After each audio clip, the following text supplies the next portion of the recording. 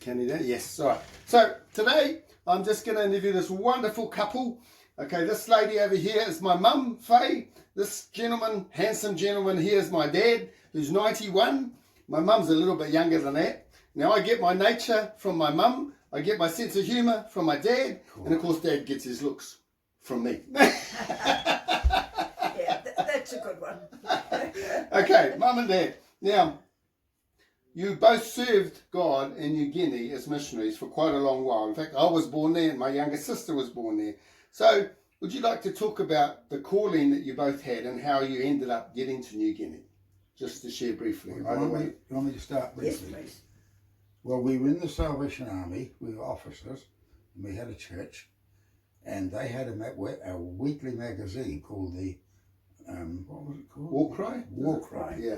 And one week there was an article about a new work that the Sallies had begun in New Guinea, and it was just a small missionary work, and there wasn't much about it, but a little bit about it, and it appealed to us.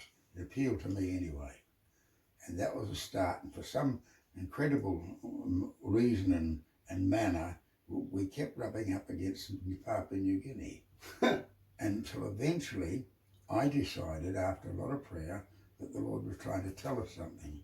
So we approached the local authorities, the New Zealand leadership, and no, they said no, we couldn't go. That's the Salvation Army. Yeah, the Salvation Army. If we wanted to go, we would have to apply to them, and they would have to apply to Australia to get us transferred to Australia, and Australia would only agree if they could have an Australian couple apply to transfer back here. Right. All that complicated nonsense. Yeah. And it would have gone on for ages and ages. So we let it run for a little bit, but after a while it was becoming so strong, it was quite obvious that God wanted us to go to New Guinea. So we handed in our notice, and the managing director of our staff for the New Island came over to our place and tried very, very strong to talk us out of it, offered us a bigger church with more people to minister to in a bigger town and all that sort of thing. But no, it was very, very strong. So that was the beginning of it. We resigned for the Sallies, and that was our only source of income, of course. And we came back to New Plymouth, which is where Faye's people were. And initially we just got a job there. And that was an interesting bit of it too, because when we turned up at the Sallies, and we were almost not wanted. Yeah. We were setting a very bad example. Officers who resigned to go somewhere else, and there was no sympathy for them at all. And so we felt this quite badly. So we fished around a bit, and there was a very, very lively minister at the Baptist, and I'm blowed if I could remember his name at the moment, but he was very, very good at the job. Baptist Church was absolutely chock-a-block and overflowing. So we joined up there, and that was really the beginning of it. And it was then that we started looking around. And one more little bit about that, as the people in the Baptist Church got to know us and what we were doing and why we were doing it, one very, very wonderful Christian man came up to me one day and he said, there was a guy from a mission in New Guinea around here last year, and he said he left some pamphlets behind. I'll see if I can find them for you.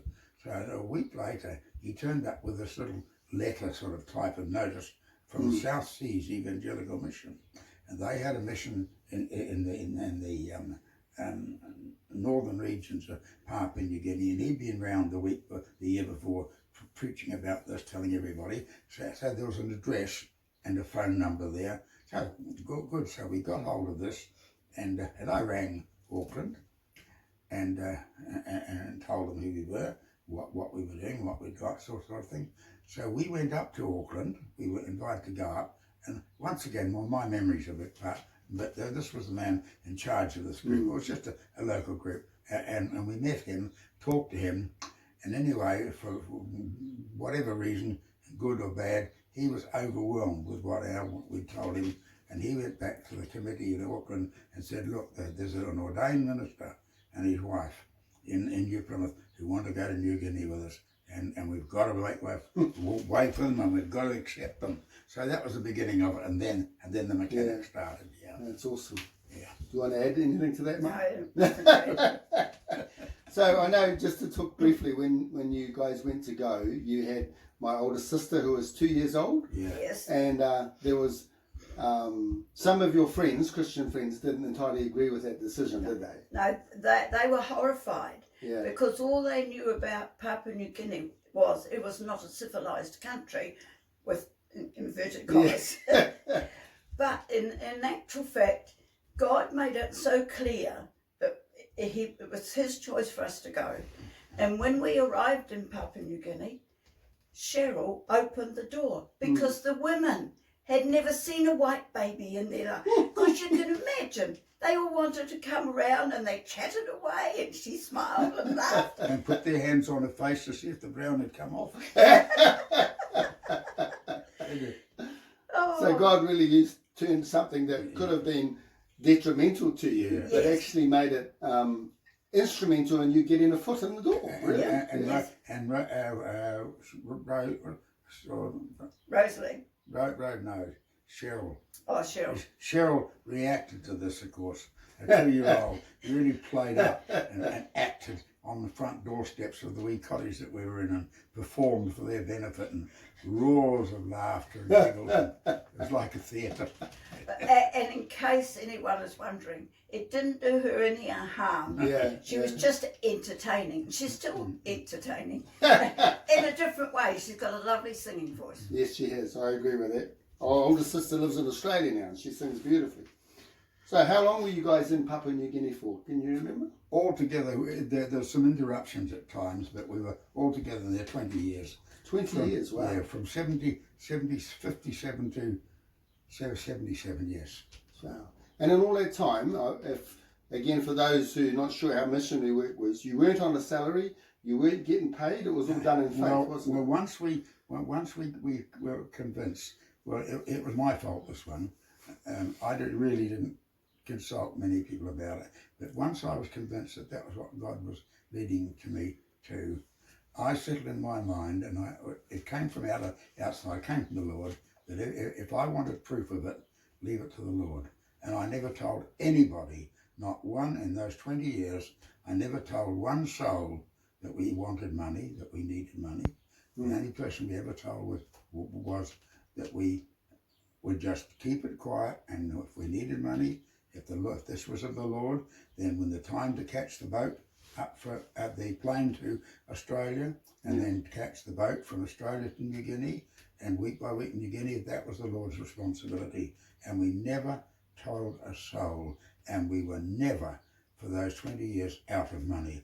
Always, sometimes in quite miraculous times in terms of the timing, when we needed such and such an amount, and such an amount would come. Yeah, wasn't there, sorry, I remember you saying that when you left here from New Zealand to Australia, go to training college, a linguistic college, no one knew here that you did not have enough money to go from Australia. Yeah, we had the money to get to Australia and Sydney, and then to go over to Melbourne, where they had a course in the university for people going overseas to assist people in the basics of learning a new language. And it was a 3-month course which had been condensed from a normal 12 months one. Well, we had that, and then we got back to Sydney, and we had that much money. In Sydney, we looked at the calculations, the money was going to run out. We just went on with what we were doing. The Mission Web had just finished building a new boat for the Solomon Islands, and another missionary candidate who came with us, Graham, he was busy doing the carpentry work on the last bits and pieces, and I was busy painting it. And the phone call went one day while we were down on the boat that the exact amount of money we needed to pay our boat fare in New Guinea had just come in from New Zealand. And nobody that I knew, I might be wrong on this, but nobody that I can remember did I ever tell that we needed that money. At that stage, far as I knew, nobody knew that it came in. And that was the story, honestly, from year to year to year. Sometimes it just came in ordinarily, always came in, and then sometimes the Lord would deliberately just hang on a bit, and it wouldn't be there. We'd get a report from the mission, oh, there's only such and such. The next mail, as sure as anything, there'd be a letter there with sometimes hundreds of dollars. Yeah. And we never once ran out. That is such an awesome And piece. right at the end, when we came home, it was still working. Even when we left the mission field to come home, when we came home, we had enough money to get home. We went to one of Faye's brothers' places where he put a caravan on the front lawn for us in the meantime, and we worked in there. There was a pile of mail, and almost every letter in that box had money in it. Wow. It was That's amazing. amazing. It was, Yeah. and that was, of course, a wonderful, wonderful confirmation that was the right time to come home. Yeah. That's amazing. And that needed confirmation, as you can realise. Yeah. If you're leaving the mission field, are you sure you're doing the right thing? Yeah.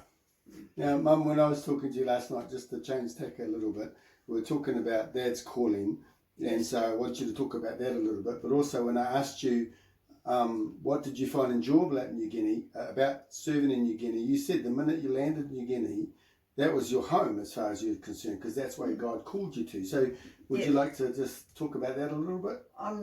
Well, it's a long time ago, but on the whole way of once we told people in New Guinea, and we had a 2-year-old, Yeah. hold up, you do not want to take that little child up there.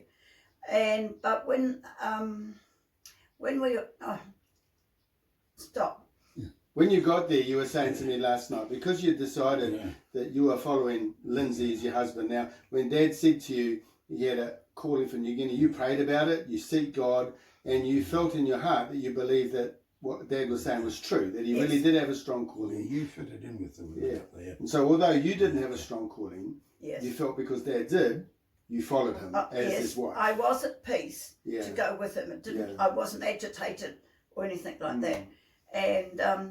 And once I got to know the women up there, it was just like living anywhere else. Yeah. Except I couldn't understand them. To start with. To start with, yeah. But that's awesome that you consider your whole 20 years there like your home, because that's where God put you. Yes. Yeah. And we were warmly welcome. But they didn't look at us as strange people. and the door was, God had opened the doors. Yeah. So we could make friends with them. And one of the little episodes that occurred, I think God's got a sense of humour, because when we finished this university course about all these different languages and how you go about learning them, of course as Kiwis we'd never been the miles of this stuff. We got a book, I can't remember how we picked it up, probably from some of the staff there, and I was reading it on the way up on the boat, and it was by a world famous linguist who had been studying languages all over the world. And I read to my utter horror on the way that some of the most difficult and complicated languages in the world were being spoken by the tribes of Papua New Guinea. And when we got there, just briefly, I won't go any further than this, but the first one we had to learn was a noun classifying language. Which means, and that was one of them. What does that mean?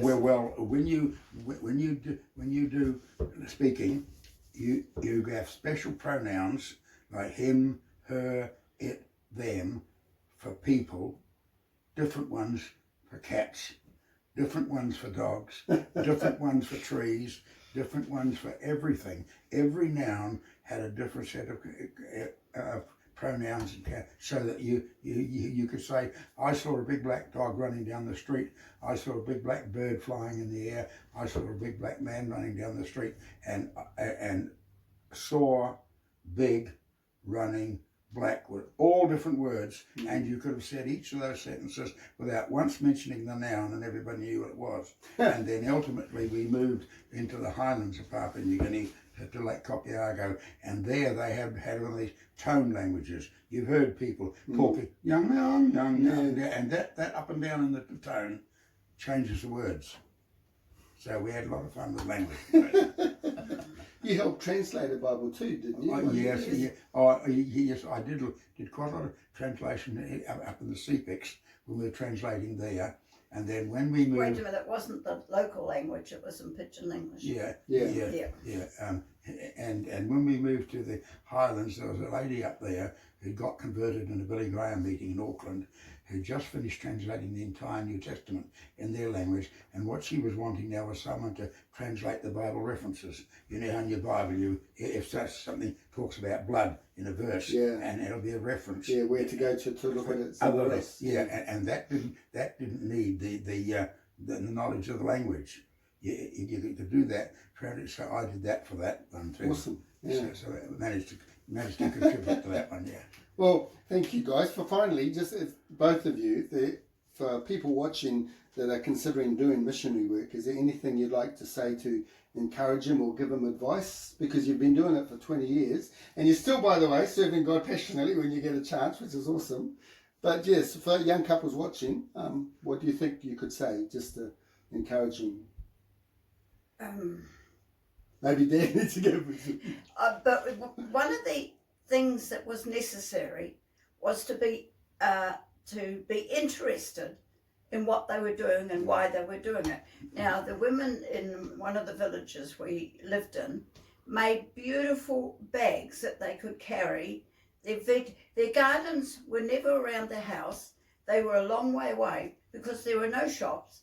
They had to grow everything they needed, either underground or on trees. And what was I going to say then? You got involved in helping them with the bags. Oh yes, yes. And so they all had they would carry them over their shoulders or whatever. Hugh, I couldn't carry them. No, I mean they carry them around their heads actually, wouldn't they? And carrying their baby as well, and all the food, and the man would just walk along the front carrying his spears. Yes, that's right. Yes. Yeah. I would think that the last and most important real advice I'd give to anyone thinking about our situation, the decisions we had to make and the circumstances in which we had to make them, is one, be sure. Yeah. And once you're sure, trust God. Be prepared to step out. You know, Peter was in the boat and Jesus is walking on the water, and Peter had never stepped out of the boat in the water in his life, and he was a fisherman and he knew jolly well what would happen when he did. And when Jesus said come, he hopped out of the boat and he walked on it. And because he's silly ass, of course, he doubted. He did start to sink. But if he hadn't have doubted, he'd have walked across the lake. And while that sounds weird, you know, sort of stuff, it's real. In a situation like that, you've got to trust God. Yeah. And another way that we got into the tribe to know them, Cheryl was about 2 years old, I think. She was a blonde girl. Oh, yeah, you told me that. Yeah. And she would sit on the steps of the house. Yeah. And I suppose some people would say, no, you shouldn't have let her do that. But she enjoyed having these women come around, and they put, skin might come off. And they were gentle people. They were lovely people. And it never went to her head or anything. She was just highly amused. Just thank you for that. I just had a memory come through that when you were out there doing stuff in the villages and preaching the gospel, you'd sit around the fireplace at night with them and encourage them to talk about their stories. And I remember you telling me about the Noah story once. Well, I was just going to mention that I spent a lot of time out in the village, went out with them, sat with them in the house, worked with them on the roads, work with them in the garden, listening to their speech, and then at night time, and when I think back now, it's a wonder she wasn't scared to death, because we hadn't been there long, and I'd stay out all night in the village, listening to them, talking to them, and learning the language. And one tremendous thing I remember, not long after I got there, and I didn't really have any working knowledge of the language, but I was not far away. We woke up one morning in the village. There was a woman who died, and they had to have the funeral very, very quickly, within hours, up in the tropics for obvious reasons. And so I thought, well, this is an opportunity to see another example, see something else, and they prepared this body for the grave, and they wrapped the body in red cloth. They'd gone down to one of the local stores and got a great length of red cloth, and completely wrapped it in red cloth. And then when they were just about finished, they turned up with a great length of white cloth. and wrapped in white cloth. And here I see this woman dying, had been wrapped in blood. And the blood, after, and having been wrapped in blood, she was as white as snow. And I nearly cried. I thought, oh God, if only I could have talked to them about this. This is what we're here for. God's blood will wrap around you and it will become white as snow. Wow. And I never forget that. That was really amazing. That's awesome. It was amazing. I can see it. It's one of those events. I can see it now. Yeah. It was so vivid then. It's all sitting around there watching this happening woman, and they said, "Oh God, why can't I talk to them?" Was that the same situation where you said that you were in the village and a lady or a man had died, and a white light had appeared, but they hadn't bothered to come and wake you Oh up? no, that was later. That was later. That was when we were down near the Sepik River. Yes, this person was a Christian, lovely Christian woman, and that she was ill, and she was very ill at night. She was making terrible crying noises, and then suddenly they couldn't see what it was. They didn't see anything creating the light, but suddenly, on a completely dark night, the whole area around where they were lit up. Wow. And a great light came down. So it wasn't an object, it was just the light was descending on this house, and all the people in the village were so, oh, what's going on? And it surrounded the house where she was, and then the light went into the house, and it was gone. And when they got up, and because they were scared stiff, to have a look what was gone, she dead.